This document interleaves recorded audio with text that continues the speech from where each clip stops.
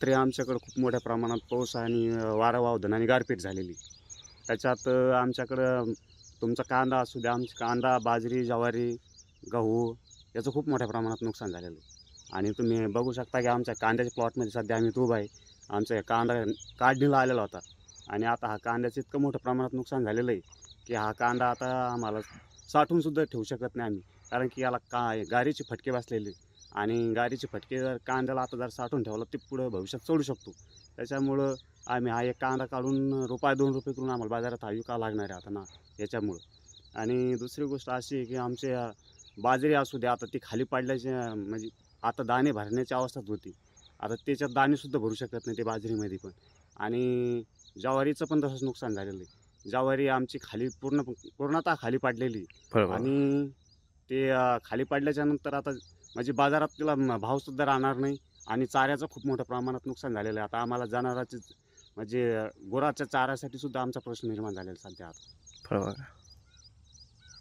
आणि फळबागांचं तुम्हाला सांगतो, आमचे डाळिंब असू द्या, मोसंबी असू द्या, रात्री म्हणजे डाळिंबाच्या मोठ्या प्रमाणात फांद्या तुटलेल्या आहे.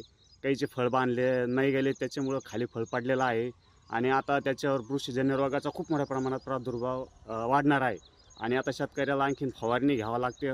त्याचासुद्धा खर्च वाढलेला आहे आणि आता डाळिंबामध्ये तेल्यासारख्या रोगाचा हैदोस आता वाढणार आहे आमच्याकडे सुद्धा. आणि मोसंबी शासनाकडे काय मागणी? आता शासनाकडे आमची एकच मागणी आहे की बाबा पंचनामे करून त्यांनी काहीतरी शेतकऱ्याला मदत करावं अशी आमची मागणी आहे. हां, एवढं सुटू शकत नाही, एवढं नाही लागणं शक्य नाही. अमरापूर? ठीक आहे, ठीक आहे. चालतं. अच्छा, आली का मग? रांजणगाव शिवारात आहे सध्या बातमी करतोय.